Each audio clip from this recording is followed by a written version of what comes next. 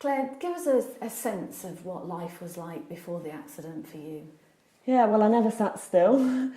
Before my accident, I was a chiropractor and event rider. I'd spent 4 years at university to get my degree and set up a practice at home so I could work part-time along with my passion of event riding, which I'd trained for years since I was a young child, and my dreams were coming true. 6 months before my accident, I reached the Burley Horse Trials, which is the highest event I could get to, so it was a very exciting time. And what happened when you had the accident? Because that was riding, wasn't it? Which, as you say, was your passion. It was just a freak accident. I was on a horse that I'd had for a long time, an experienced horse, and I was in woodland and he just clipped his shoulder on a tree and flung me into the tree, and straight away I knew I was paralysed. What thoughts went through your mind, Claire, as soon as it had happened? Can you remember? I've had bad falls before and I've always got up. This time I couldn't, and I couldn't feel my legs at all. I was very scared and felt numb inside and outside. It was a huge shock, and I almost knew that my future had changed forever in that split second. What's frightening is that a spinal injury is just that split second, isn't it? One moment you're event riding and you're doing what you love and what you're passionate about, and the next second life changed forever, didn't it? Yeah, there's no preparation time at all. I remember vividly running around the course at Osberton to walk my cross-country course. We're running quite late, so off I went and did it quickly. Got the horse ready, nipped to the loo, something you never think, oh, I'm pleased I can go and do that easily. Suddenly faced with a life that was totally different. It affects your bowel, your bladder, your temperature regulation, blood pressure, sensation, movement. List is endless. So it's a lot to take on board. As well as the spinal injury, you were quite severely injured in other areas. Just tell us about arriving at hospital and what damage you actually did to your body. Yes, I was airlifted to Nottingham Queen's Medical, and I'd broken my neck, fractured my ribs, punctured my lung, as well as my T4 spinal injury, which basically means my injury is at the chest level, and that caused spinal cord damage. Give us a sense, Claire, when you got there and you spoke to the medics, what hope, if any, they gave you at that very critical point? The medics were brilliant at Nottingham. I was very ill, I got pneumonia and I was in intensive care for 10 days. I was operated on that night, had titanium rods put in my back, and I was told it was highly unlikely I'd ever walk again. I never really accepted that. I wanted to push on and do what I could to keep myself fit and well and make any improvements, even if they were small. So that's what I decided to do. Were there dark times where you felt like giving up? Absolutely. In the early days, it was the biggest challenge I've ever faced in my life. Getting out of bed was a challenge because I could get up, but what was there to do once I was up? I couldn't go and do anything I did, just sit in a wheelchair. Didn't feel worth getting up for. So those days were tough, and I'd have bad spells a few days at a time and then gradually make myself get out there and do small things, which later on led to bigger things. What do you think was the turning point for you, from not really wanting to sort of start your day because there didn't seem much hope, to suddenly getting out of bed and actually not just doing big things but doing enormous things? What was the moment that changed all that for you? There wasn't a specific moment. It happened over a long time. Gradually the good days started outweighing the bad days, and it went from there. But I'd make myself do small things. It might have been just going for lunch, things that you'd think would be easy, but when you're feeling down you didn't feel like it, but I'd make myself.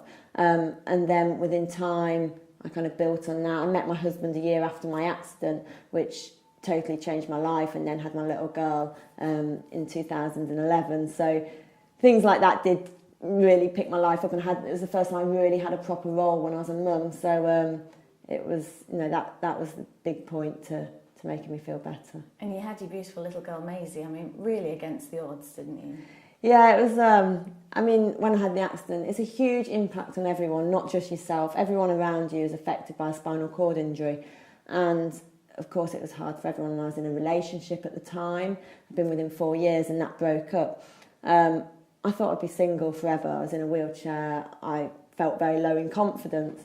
And and then I met Dan on the internet, just an internet dating site. So I bought my husband for 20 quid and went on from there. So. You did better than most of us buying a husband for £20. And also, you probably thought at that point that you might never be able to have a baby because you haven't got your feeling from your waist down. How incredible is it to you that you were able to have Maisie?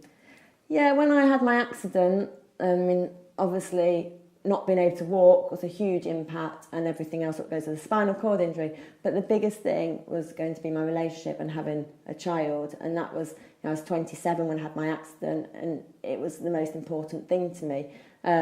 So the day I realised I was pregnant was just brilliant, and is something that's gone on and changed my life.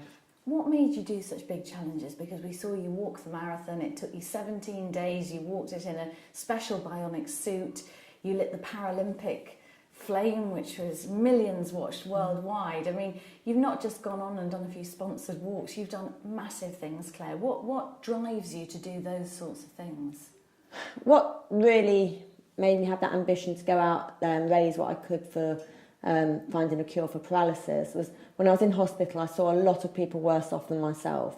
I've had incredible support since my accident, but also I feel very lucky to be able to use my arms and to be able to go out there and use the suit and use the handbike and everything I can do. So I thought I've got to put that to use and do what I can to help get a cure for paralysis. So that's really what kind of gave me the drive to keep doing it. I introduced you to David Nichols. Mm-hmm. What did you think when you first met David and you heard about this one man who'd gone on a quest to try and find a cure for not just his son, but the millions of other people around the world who are paralysed? Yeah, well, Helen, you've done one of the best things ever. And the day I met David, I was absolutely blown away by his drive to go on and do what he's done, but also for what the Nicholls Spinal Injury Foundation are doing. And absolutely never thought I'd see the things I've seen. So it's been an incredible couple of years since I met David, and his story and the way Daniel was affected by a spinal injury inspires me to keep going out and raising the money. And you're not only raising money for Nichols, but also you're doing inspirational talks around schools in Britain. How important is that to you, that not only are you raising money for the foundation, but you're also giving youngsters hope? Yeah, I think like my story hopefully inspires the children, and the feedback I get from them really gives me a boost to make me go out there and do even more. I think for the young children to see someone in a wheelchair is great for them, to realise this can happen to any of us. I was living a hectic but normal life on my feet, and then suddenly it changed, and I think that's what they see, is just that I show them a video and it's of me before the accident, and then everything's changed. I think that message across, and also that I could get from feeling really at rock bottom to going on and having some of the best days of my life after my accident. Obviously having my little girl and then the marathon and everything else. So I think that's hopefully the message I give to them and they take away from my talks. As a foundation, we've backed Professor Jeffrey Reisman. You've been raising money which has helped fund his work. What do you make of the achievements that he's made over the last 10 years or so? Absolutely blown away by the man, and met him myself, and what he's done is just unbelievable.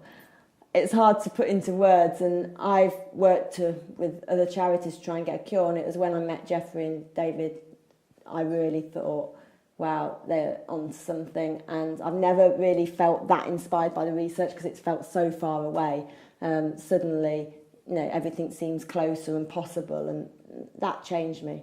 And how optimistic are you for the future now, given Jeffrey's work and the people around him and the steps they've made so far? Yeah, I really hopeful for the future.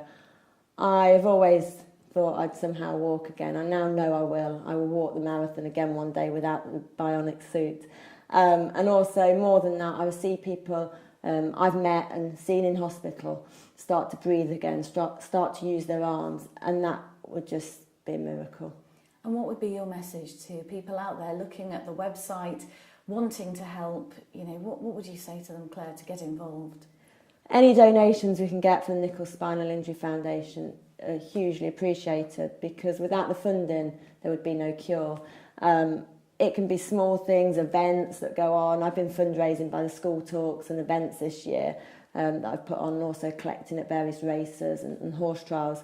But it can't be done without it, so it needs people. And the other thing is, one of the best things I've got from my accident, and I wouldn't change my life back to before my accident, is that I've had the opportunity to help other people, and nothing makes you feel better than getting out there and doing your bit.